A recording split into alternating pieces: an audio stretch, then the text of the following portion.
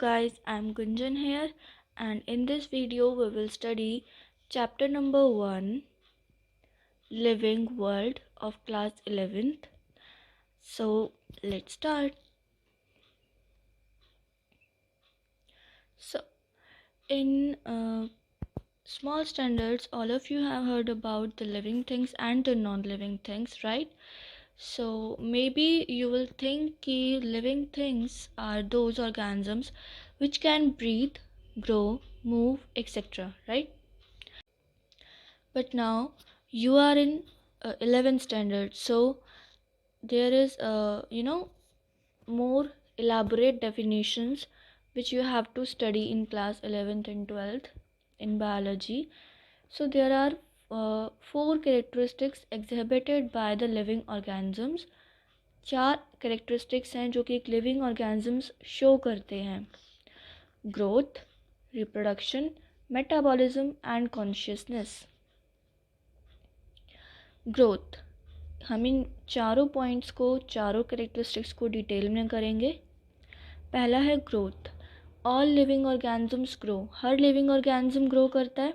Yes, obviously हर living organism grow करेगा. Growth means increase in mass and increase in number of individuals, right. तो multicellular and unicellular organisms both grows by cell division. दोनों ही organisms cell division के through grow करते हैं. Multicellular many cells, unicellular single celled organisms दोनों किससे grow करते हैं? सेल डिवीज़न से. मल्टीसेलुलर में प्लांट्स एंड एनिमल्स. प्लांट्स के अंदर जो ग्रोथ होती है वो होती है पूरे life span, through out their life span. यानी कि जो उनके अंदर सेल डिवीज़न होता है वो उनकी पूरी लाइफ टाइम चलता रहता है. But in animals growth is seen up to a certain age. Growth जो होती है वो एक लिमिटेड एज तक ही देखी जा सकती है एनिमल्स के अंदर.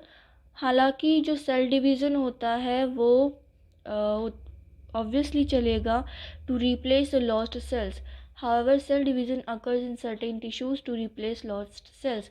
इसका मतलब ये है, यहाँ पे मान लो कि अगर आपका एक्सीडेंट हो जाता है तो वहाँ पे जो सेल्स हैं वो तो डेड हो गए, ठीक है. जहाँ पे चोट लगी है वो सेल्स डेड हो गए. तो उन सेल्स को, उन डेड टिश्यूज़ को रिप्लेस करेंगे, ठीक है, न्यू सेल्स. और वो न्यू सेल्स कैसे बनेंगे? सेल डिवीज़न से, राइट. यूनिसेलुलर ऑर्गेनिजम्स में their growth can easily observe in vitro culture. मतलब ग्रोथ सिंगल सेल्ड ऑर्गेनिजम्स जैसे बैक्टीरिया, वायरस, फंगस, प्रोटोजोआ, इन सब की ग्रोथ को देखा जा सकता है इन लैब्स के अंदर by some methods. In majority of higher animals and plants, growth and reproduction are mutually exclusive events. Majority of higher animals और प्लांट्स के अंदर जो ग्रोथ है और जो रिप्रोडक्शन है ये दोनों ही इवेंट्स म्यूचुअली एक्सक्लूसिव इवेंट्स होते हैं. वाई? आप एग्जांपल ले सकते हो ह्यूमन बींग्स का. जैसे जैसे ग्रोथ होती है वैसे वैसे रिप्रोडक्टिव स्ट्रक्चर भी उनका जो है, मतलब उसके ग्रोथ के साथ साथ रिप्रोडक्टिव स्ट्रक्चर भी फॉर्म होता है अच्छे से. तो ग्रो नॉन लिविंग ऑब्जेक्ट्स भी ग्रो करते हैं. कैसे ग्रो करते हैं? हमने तो देखा नहीं आज तक नॉन लिविंग ऑब्जेक्ट्स को ग्रो करते हुए. कैसे कह सकते हो तुम कि ग्रो करते हैं non living objects? Yes, they grow. अगर हम क्राइटेरिया ले रहे हैं कि growth is increase in body mass, that means कि ग्रोथ शो करेंगे नॉन लिविंग ऑब्जेक्ट्स. जैसे माउंटेन्स, बॉल्डर्स, सैंडमॉन्स, ये ग्रो करते हैं. तो जैसा कि अभी मैंने बोला कि अगर हम क्राइटेरिया ले रहे हैं growth is increase in body mass, तो नॉन लिविंग ऑब्जेक्ट्स भी ग्रो करेंगे. कैसे ग्रो करेंगे? एक्यूमुलेशन होता है उनके सरफेस पे मटेरियल. ये मटेरियल हो सकता है सैंड, डस्ट, एनीथिंग एल्स. तो जब इस मटेरियल का उनके सरफेस पर एक्यूमुलेशन हो जाता है तो उनका बॉडी मास बढ़ जाता है. लेकिन कैसे ये ग्रोथ होती है? From outside. This growth is from outside in non living objects. But living organisms growth is from inside. So growth cannot be taken as the defining property of living organism. Growth को हम कोई defining property नहीं कह सकते living organism के लिए, ठीक है. तो what is reproduction? reproduction is of two types: sexual reproduction and asexual reproduction. Reproduction refers to the production of progeny possessing more or less similar features to those of parents in multicellular organisms is known as sexual reproduction. Reproduction वो होती है जब हम क्या करते हैं, produce करते हैं progeny. Progeny means offspring, childrens, young ones. तो यंग वंस प्रोड्यूस करते हैं जब हम, तो या तो वो ज़्यादा सिमिलर होते हैं या लेस सिमिलर होते हैं अपने पेरेंट्स से. ये किस में होता है ये वाला रिप्रोडक्शन? मल्टी सेलुलर ऑर्गेनिजम्स में देखा जाता है सेक्सुअल रिप्रोडक्शन. नेक्स्ट है एसेक्सुअल रिप्रोडक्शन, जो कि आपको देखने को मिलेगा किसके अंदर? यूनिसेलुलर ऑर्गेनिजम्स के अंदर. तो production asexual reproduction means production of progeny possessing exact features to as their parents. यहाँ पे एसेक्सुअल रिप्रोडक्शन में जो प्रोजेनी होगी वो एग्जैक्ट सिमिलर होगी अपने पेरेंट्स से, और जो एग्जैक्टली सिमिलर होते हैं genetically and morphologically to their parents, they are called as clone. Genetically gene से, मॉर्फोलॉजिकली मीन्स एक्सटर्नल फीचर्स जो होते हैं बाहर से देखने में बिल्कुल सिमिलर होगा अपने पेरेंट्स से, that means it is called as clone. And this clone term you will study this in class 12th. Asexual reproduction, fungus के अंदर multiply and spread easily in air as they produce asexual spores. Fungus multiply करती है और air के अंदर spread हो जाती है, एयर के अंदर उसके स्पोर्स स्प्रेड हो जाते हैं, तो वहाँ पे उसका एसेक्सुअल रिप्रोडक्शन होता है. फिर डिफरेंट अपोजिट सेक्सेस आपस में फ्यूज़ करते हैं और न्यू फंगस को जनरेट करते हैं. Yeast and hydra unicellular organisms, ये रिप्रोड्यूस करते हैं budding. Budding is a asexual reproduction.